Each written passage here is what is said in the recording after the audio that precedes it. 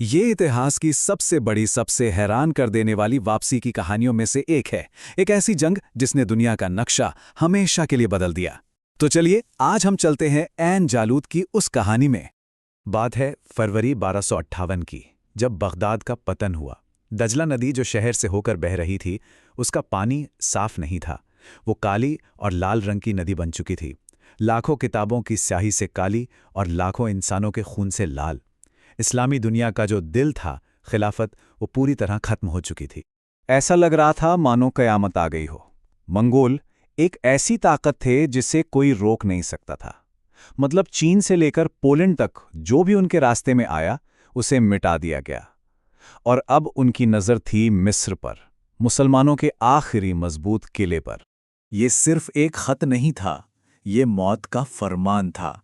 Mongol शासक Hulagu Khan का ये पैगाम जब मिस्र के सुल्तान के पास पहुंचा, तो समझिए पूरी इस्लामी दुनिया की सांसें थम गई। हर किसी को यकीन था कि अब मिस्र भी राख का ढेर बनने वाला है। तो ये एक क्लासिक डेविड बनाम गोलायत वाली कहानी थी। एक तरफ थे मंगोल, जिनका नाम ही उस वक्त मौत का दूसरा नाम था, और दूसरी तरफ थे मामलुक। मामलुक यानी गुलाम, जो उस वक्त मिस्र के शासक थे, पूरी दुनिया की आखिरी उम्मीद। ऐसे में जब हर तरफ निराशा का अंधेरा था, एक रोशनी की किरण उभरी। एक गुलाम बादशाह खड़ा हुआ जिसने वो कर दिखाया जो इतिहास में पहले कोई नहीं कर पाया था। मामलुक का मतलब होता है गुलाम। जी हां, ये गुलाम बादशाह थे। ये वो लोग थे जिन्हें मंगोल हमलों के बाद मध्य एशिया से गुलाम बनाकर लाया गया और मध्य पूर्व में बेच दिया गया था। लेकिन इस्लाम में एक अनोखी बात थी। सदियों पहले इन गुलामों ने न सिर्फ आज़ादी पाई, बल्कि बड़ी-बड़ी सल्तनतें भी बनाईं। और इस कहानी का हीरो था सुल्तान सैफ अल-दीन कुतुज़। देखिए, मंगोलों से उसकी लड़ाई सिर्फ ज़मीन या मज़हब की नहीं थी, ये लड़ाई निजी थी। सुल्तान बनने से पहले कुतुज़ ख्वारज़मियन साम्राज्य में एक शहजादा था, और ये वही साम्राज्य था जिसे मंगोलों ने तबाह कर दिया था। उसने अपनी आंखों से अपने परिवार को मरते देखा और खुद को दमिश्क के बाजार में बिकते देखा। तो उसके लिए ये जालिम और मजलूम की जंग थी। तो अब फैसले की घड़ी आ चुकी थी। कुतुज़ को एक ऐसा चुनाव करना था जहां से वापसी का कोई रास्ता नहीं था। जब मंगोल दूत हलाकू खान की वो धमकी लेकर काहिरा पहुंचे, तो दरबार में बैठे कई अमीर डर गए। सबने कहा, मंगोलों से कोई नहीं लड़ सकता, हमें झुक जाना चाहिए।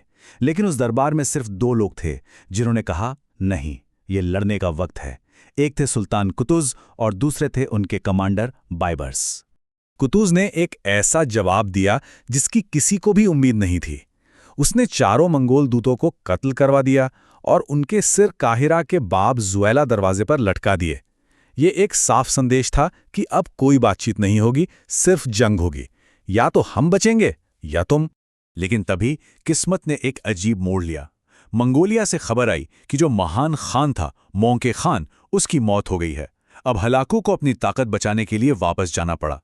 जाते जाते उसने अपने सबसे खतरनाक जनरल कितबुका की कमान में 20,000 लड़ाकों की एक फौज सीरिया में छोड़ दी। ये मामलुकों के लिए एक मौका था, शायद इकलौता मौका। और अब मंच तैयार था उस जंग के लिए जो आने वाली कई सभ्यताओं की किस्मत तय करने वाली थी।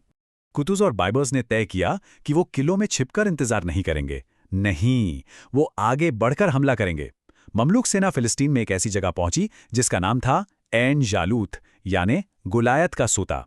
कहा जाता है कि यहीं पर हजारों साल पहले हजरत दाऊद ने गुलायत को हराया था। क्या पता, शायद इतिहास खुद को दोहराने वाला था। मामलुकों ने एक शानदार जाल बिछाया, और ये वही चाल थी जिसका इस्तेमाल करके मंगोलों ने आधी दुनिया जीती थी। झूठा पीछे हटना। प्लान ये था कि बाइबर्स की एक छोटी टुकड़ी मंगोलों को उकसाएगी, फिर हारने का नाटक करके उन्हें एक संकरी घाटी में खींच लाएगी, जहां सुल्तान कुतुज़ अपनी बाकी सेना के साथ पहाड़ियों में छिपे थे। और जाल काम कर गया। 3 सितंबर 1260 को मंगोल सेना मामलुकों का पीछा करते हुए उस घाटी में घुस आई। लेकिन ये मंगोल थे, दुनिया के सबसे बेहतरीन लड़ाके। फंसने के बावजूद उन्होंने हिम्मत नहीं हारी। कितबुका ने मामलुक सेना के बाएं हिस्से पर ऐसा जबरदस्त हमला किया कि मामलुकों के पैर उखड़ने लगे। एक पल को तो ऐसा लगा कि ये बिछाया हुआ जाल अब टूट जाएगा। ये करो या मरो का पल था, और ठीक इसी पल सुल्तान कुतुज़ ने वो किया जो कोई आम सुल्तान कभी नहीं करता। उसने अपना हेलमेट उतारा और जमीन पर फेंक दिया ताकि उसकी सेना उसका चेहरा देख सके, और फिर उसने एक दर्द भरी जोशीली चीख लगाई, वाह इस्लामा, वाह इस्लामा। ये एक बादशाह का हुक्म नहीं, एक बेटे की फरियाद थी। और फिर वो अकेले ही मंगोल फौज में घुस गया। अपने सुल्तान को मौत के मुंह में जाते देख ममलूकों के भागते कदम वहीं रुक गए। पूरी वादी अल्लाह अकबर के नारों से गूंज उठी। जो मंगोल कभी पीछे नहीं हटते थे, आज वो कट रहे थे। उनके जनरल कितबुका को पकड़ लिया गया और जंग जीत ली गई। जंग के मैदान पर तो जीत मिल गई थी, लेकिन सियासत के मैदान पर जो होने वाला था वो अभी बाकी था। दुनिया को बचाने वाली इस जीत के बाद सुल्तान कुतुज़ ने सिर्फ 11 महीने तक हुकूमत की। एक चौंका देने वाला सच। सवाल यह है कि जिस हीरो ने नामुमकिन को मुमकिन कर दिखाया, उसे उसी के लोगों ने क्यों मार दिया? हुआ ये कि कुतुज़ का जो कमांडर था बाइबर्स, वो बहुत लोकप्रिय हो गया था और शायद कुतुज़ के लिए खतरा भी।